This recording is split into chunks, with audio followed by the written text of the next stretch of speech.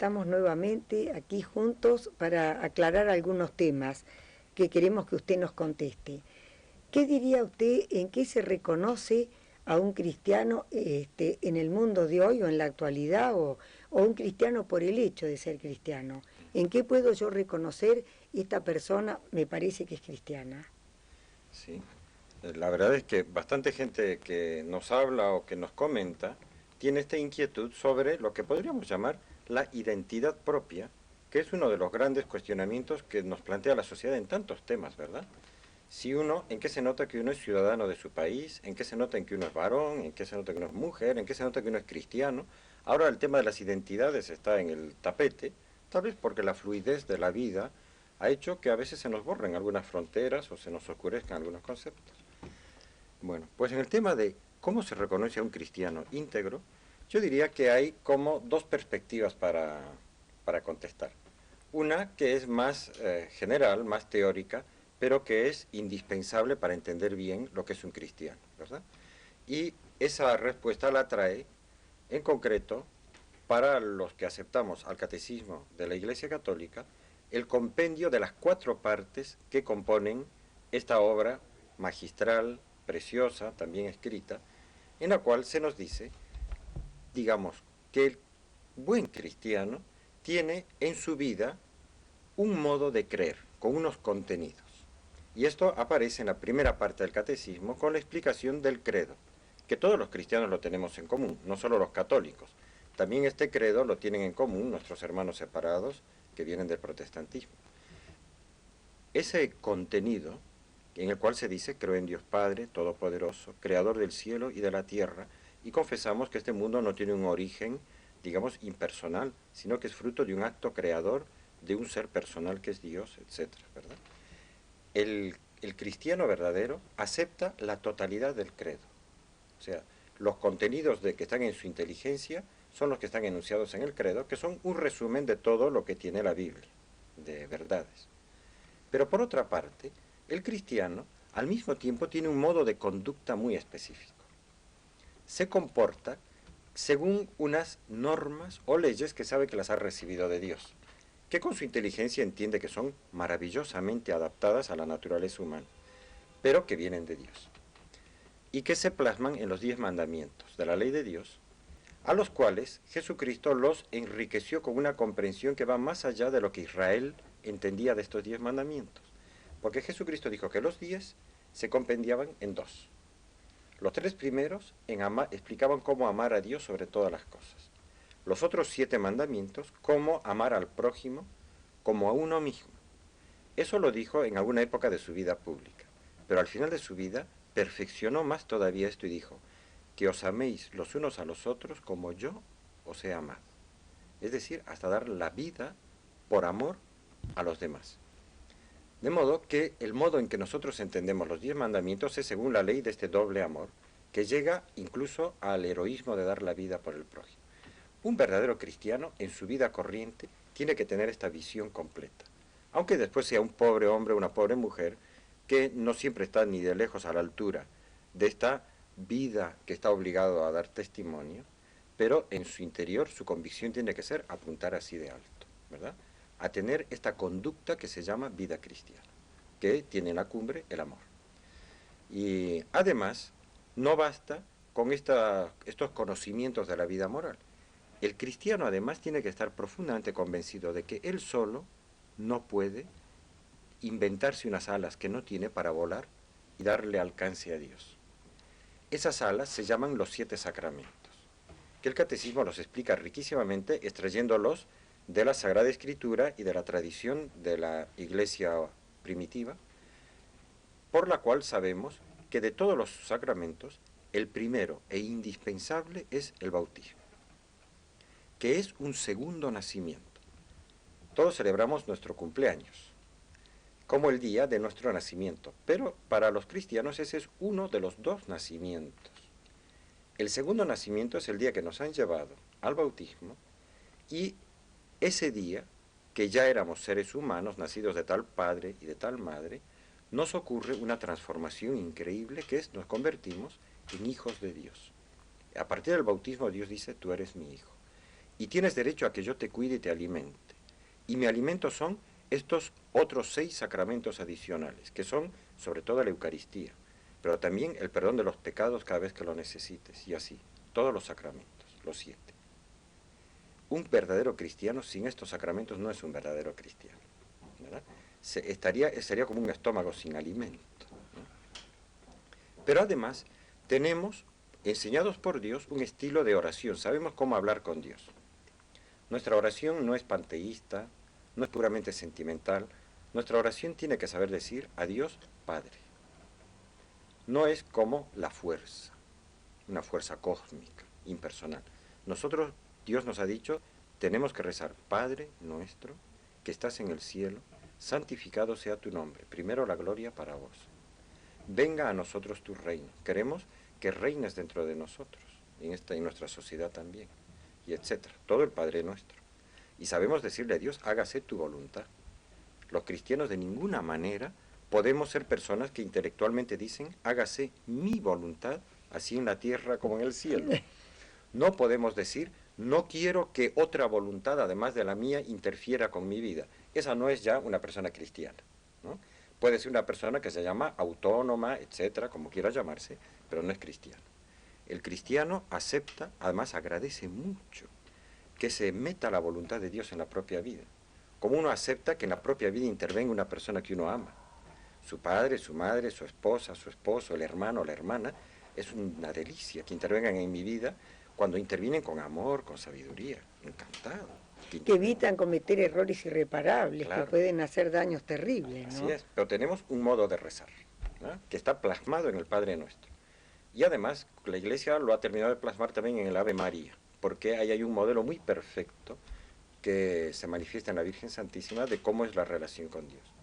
Pero tenemos, digamos, estos 4 elementos, todos los cuales, de una manera esencial, están como enraizados en la gracia del bautismo. Miren cómo decía en uno de sus documentos, Juan Pablo II, el documento sobre los fieles laicos, que es un documento bastante antiguo ya, decía así: no es exagerado decir que toda la existencia del cristiano tiene como objetivo el llevarlo a conocer la radical novedad cristiana que deriva del bautismo.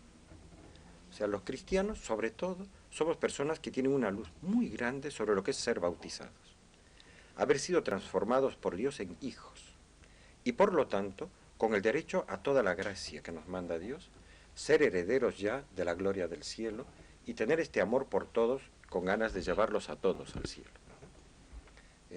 Aquí yo diría que está la síntesis, hasta donde puedo hacerla, de lo que es la identidad cristiana. Uno solo de estos 4 elementos no es completo. Bueno, padre, vamos a hacer una pequeña pausa y continuamos el tema. Muy bien.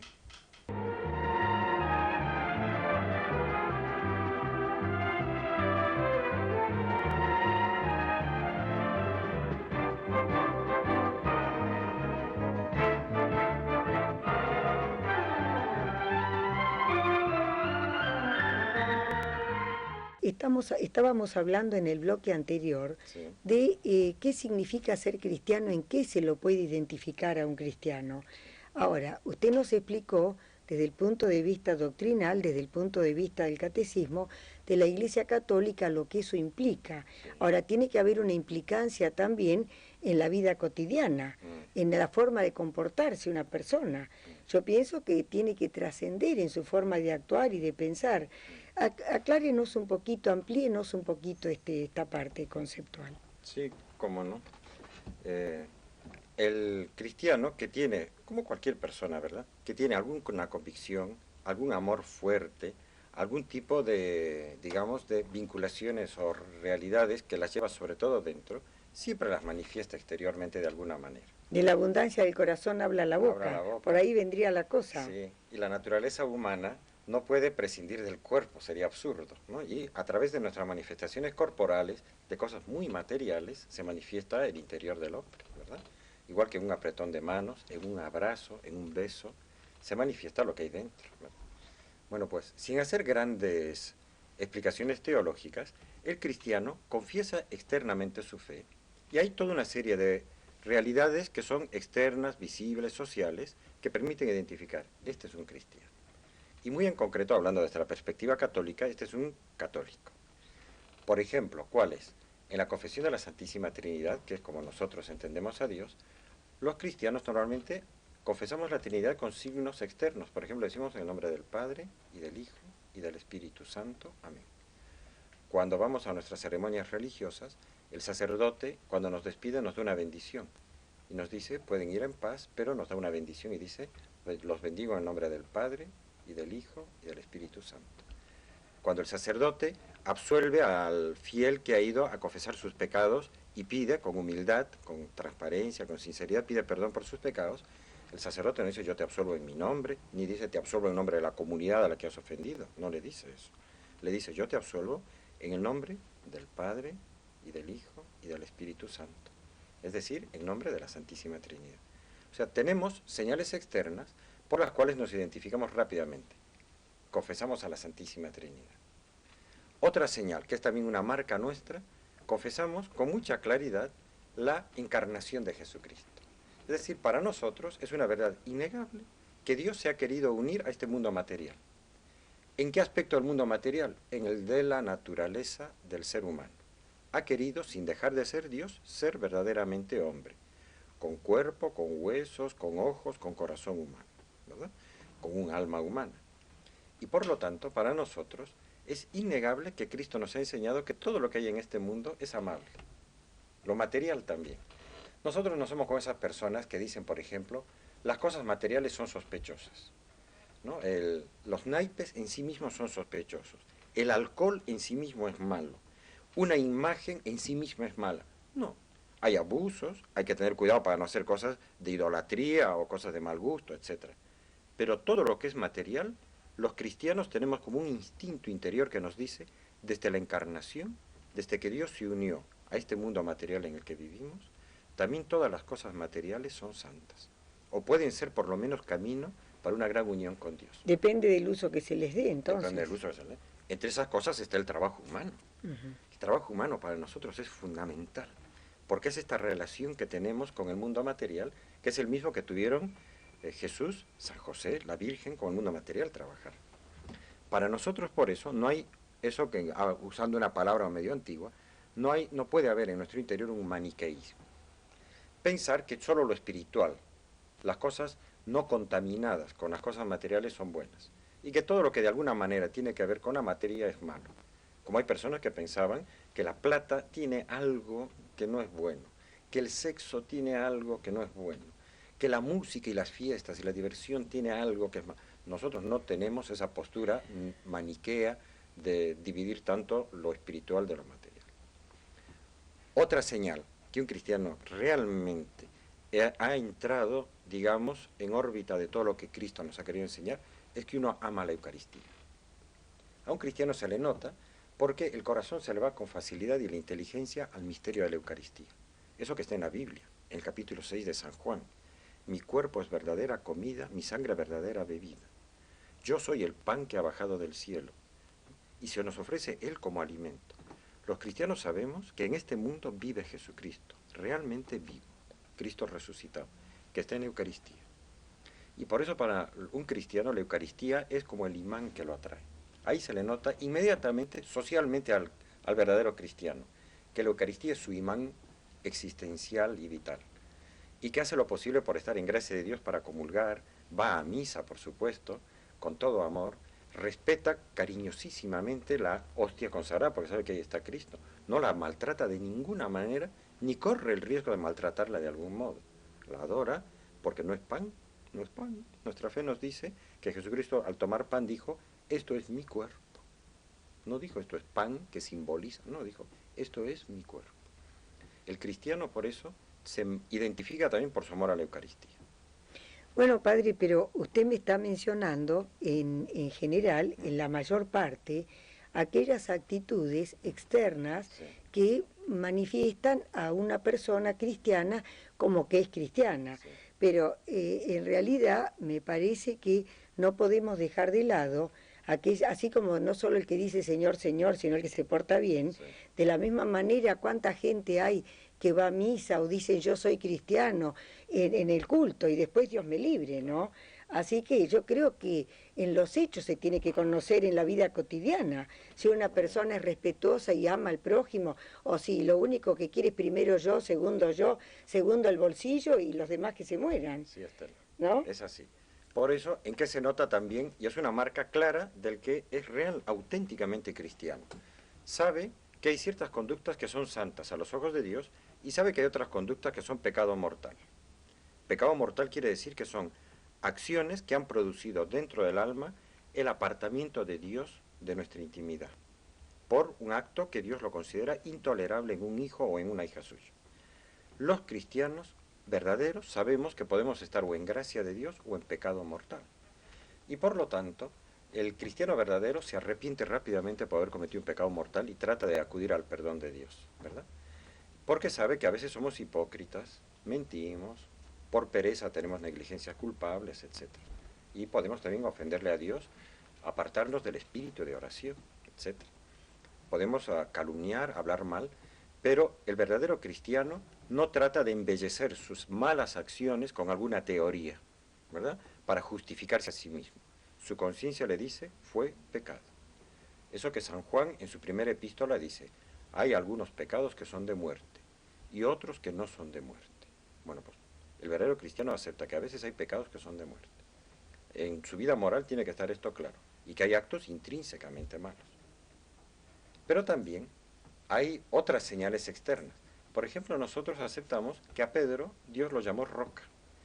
Y los cristianos necesitamos de alguna manera ver a esa roca en la historia.